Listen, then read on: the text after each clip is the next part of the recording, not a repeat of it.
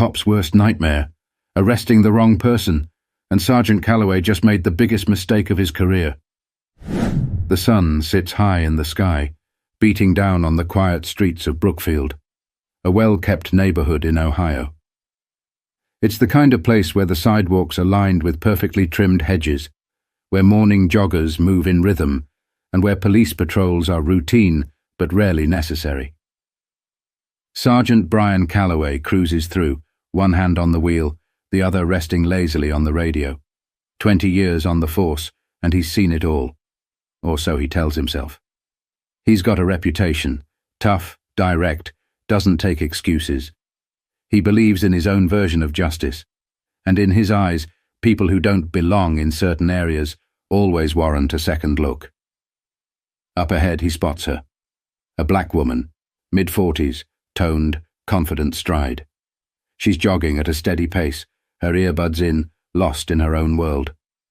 Expensive running shoes, sleek athletic gear. She looks like she belongs.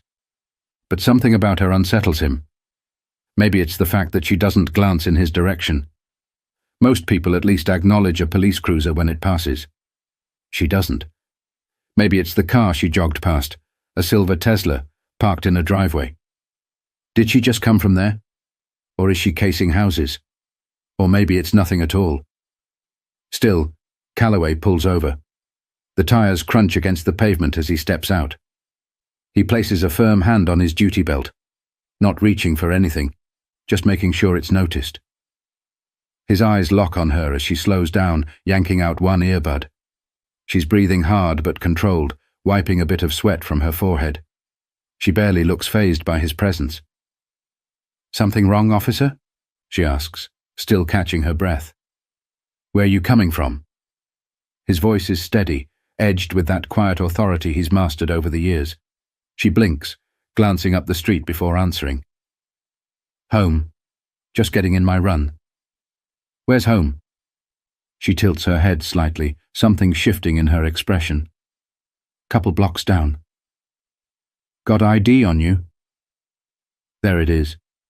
The moment shifts. Her face hardens just a fraction, the casual ease in her posture tightening. "For what?" Calloway lifts his chin slightly, studying her. He doesn't like being questioned. Just need to make sure everything checks out.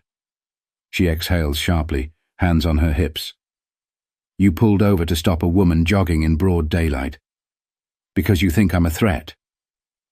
He doesn't say yes, but he doesn't say no either. She huffs a short laugh, reaching for her phone. "You know what? Let's just call someone who actually enforces the law correctly." Calloway steps forward. Not aggressively, not violently, but deliberately. "Ma'am, I'm not going to ask again. Show me some identification." Her fingers tighten around her phone. Calloway notices, and in his mind, the situation has officially escalated. But he doesn't realize he's making the biggest mistake of his career. The street is still. The only sounds are the occasional rustle of leaves and the faint murmur of distant traffic. But for Simone Daniels, the world has narrowed down to the man in front of her, the officer standing too close, the weight of his stare pressing down like an unseen force. She knows this routine, knows the pattern, knows what happens when someone like her challenges someone like him. But she also knows her rights. "I'm not required to carry ID while jogging," she says evenly. Calloway shifts, adjusting his stance. "That so?" "That's so." Her voice is calm, unwavering, but Calloway sees it differently. To him, it's defiance. He glances around. The street is mostly empty, just a few houses with drawn blinds. One or two people in their yards, subtly watching, no one stepping in. "I'm investigating suspicious activity," he says, voice clipped. "What activity?" Calloway pauses. He didn't expect to be challenged like this. "You were running past a home that had a high-value vehicle in the driveway," he says, as if that justifies everything. Simone laughs, but there's no humor in it. "You mean the Tesla?" So now jogging past a parked car is a crime? Calloway's jaw tightens. You're refusing to identify yourself. I'm refusing to be harassed. That word, harassed. Calloway feels something burn in his chest, his authority being called into question in broad daylight, in front of strangers. He takes a step closer. You're resisting my investigation. Simone's expression hardens. I'm resisting nothing. You're abusing your badge and you know it. Her hand twitches near her phone again, and Calloway doesn't think. He reacts.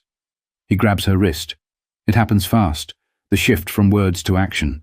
One moment she's standing her ground, the next, he's pulling her arm behind her back, metal cuffs flashing in the sun. What the hell? She shouts, struggling against his grip. You're under arrest for obstruction, Calloway says automatically, like he's reading from a script. People stop and stare. A man on his porch pulls out his phone, recording. A woman across the street watches, frozen in place. You're making a mistake, Simone grits out, fighting to keep her voice controlled. Calloway tightens the cuffs, ignoring the eyes on him. You should have cooperated. Simone exhales sharply through her nose. Her pulse pounds in her ears, but her voice is steady when she speaks. You don't even know who I am. Calloway doesn't care. But he should. Because his world is about to come crashing down. The steel of the cuffs digs into Simone's wrists as Calloway tightens his grip, pressing her arms behind her back. Her chest rises and falls, controlled but tense. She's been here before. Not in these exact cuffs, not in this exact moment. But she knows this feeling, the weight of power being abused. Calloway doesn't see the problem. He sees a win. Another suspect neutralized. Another moment where he gets to walk away feeling like he's in control. But the world around him is shifting. A small crowd is forming. A man across the street keeps recording, his phone steady, capturing every second.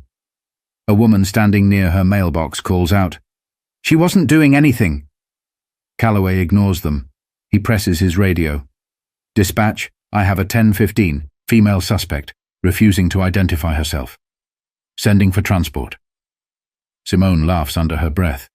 "You really think this is going to go your way, huh?" Calloway doesn't respond. He doesn't need to. The law is on his side.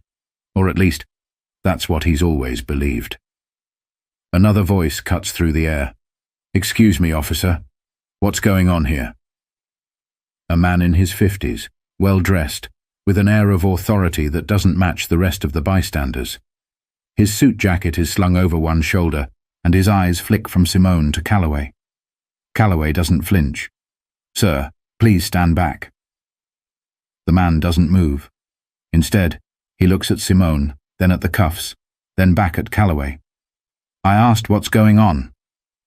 "She was being uncooperative," Calloway says, his voice firm but slipping, just slightly. The man tilts his head. "Uncooperative?" Simone exhales sharply, shaking her head. "He stopped me while I was jogging. Asked for ID. I told him I didn't need to carry one. Now, here we are." The man looks back at Calloway. "You arrested her?" "For jogging." She refused to comply with an investigation. The man's expression darkens. "That's so."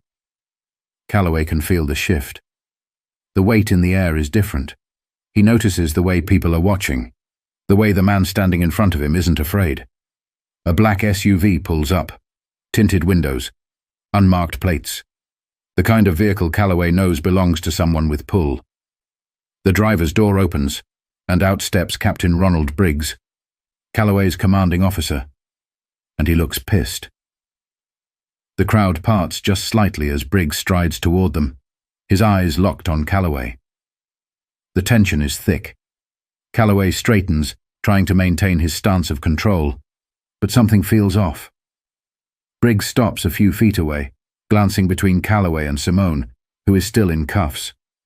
His jaw tightens, and then he says two words that hit Calloway like a sledgehammer. "Uncuff her." Calloway blinks. "Sir?" Briggs steps forward. "I said, Uncuff her, now. Calloway hesitates. This doesn't make sense. His boss is ordering him to release a suspect. Briggs turns to Simone. I'm so sorry, ma'am. Are you hurt? Simone shakes her head slowly. I'm fine. Calloway's stomach sinks. Briggs exhales through his nose before turning back to Calloway. Do you even know who you just put in handcuffs? The street is silent. Calloway swallows. His grip on the cuffs loosens just slightly. Sir, she refused to identify herself. Briggs steps forward, voice dropping. That's because she doesn't have to. Calloway's heart pounds. The SUV, the way everyone's staring, the way Briggs isn't just mad. He's furious. Simone watches him carefully. Her voice is calm, controlled.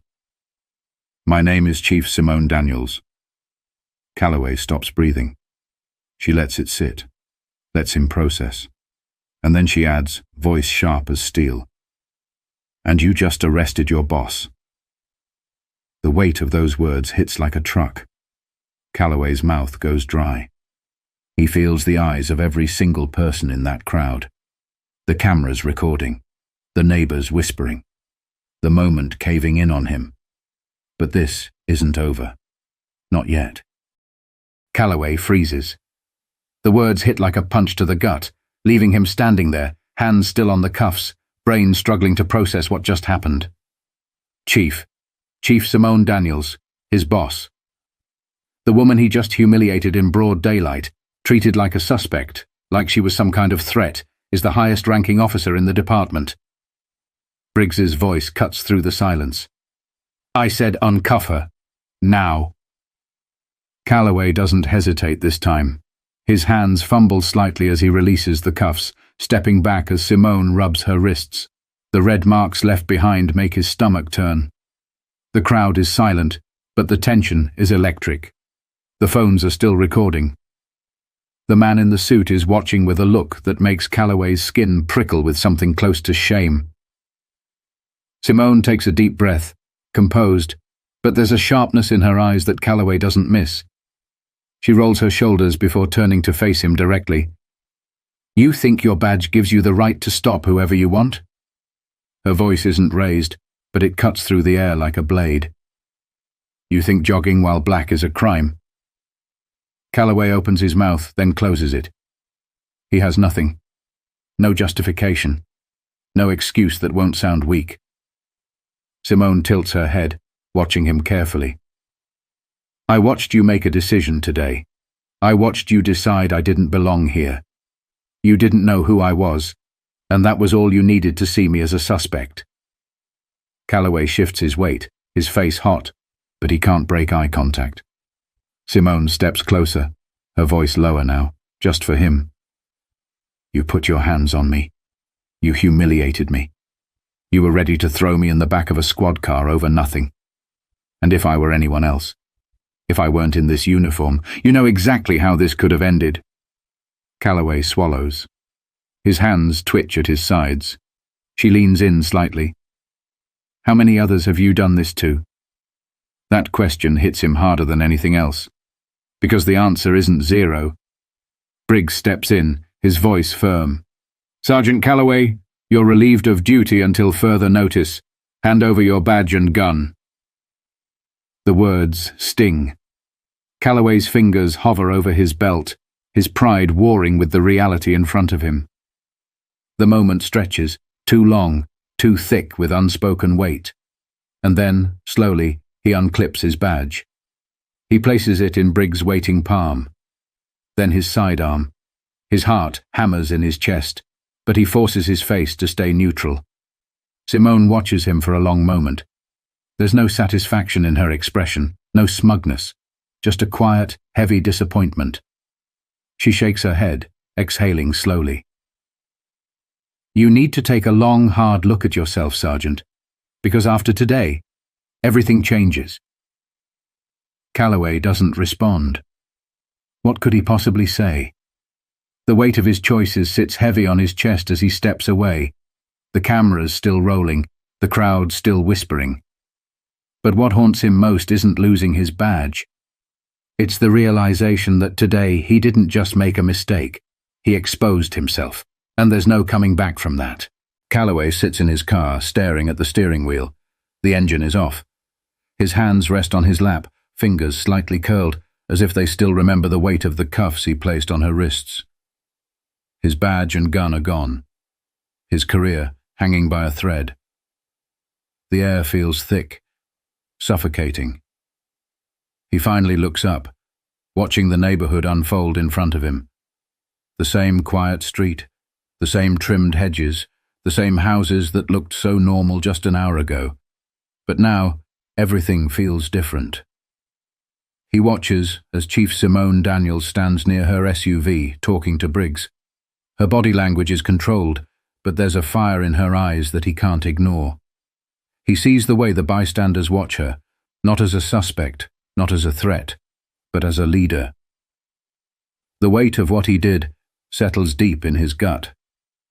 For the first time in years, Calloway isn't sure of himself. He's prided himself on being a man of the law. He believed he was fair, that he only acted when necessary, that his instincts were always right. But today his instincts were wrong, and it cost him everything. Briggs finally finishes talking and heads toward his own vehicle. Simone turns, locking eyes with Calloway through his windshield. She holds his gaze for a long moment. Then, slowly, she shakes her head, just once, before climbing into her SUV and pulling away. Calloway watches the taillights disappear. His chest feels tight. He exhales, gripping the steering wheel. A year ago, he would have found a way to justify what happened, would have convinced himself that he was in the right, that she was just another person making a scene. But now he doesn't know. And that's what scares him the most. Power doesn't always come from a badge or a uniform. Sometimes it comes from knowing who you are and what you stand for. Calloway thought he was in control, thought he understood justice. But justice isn't about who holds the power. It's about how that power is used. How many times has this happened to someone who didn't have a title to protect them? How many people have been thrown into handcuffs for doing nothing at all? This story isn't just about one bad cop making a mistake. It's about a system that allows mistakes like this to keep happening. So the real question is, when will it stop? And who's willing to do something about it?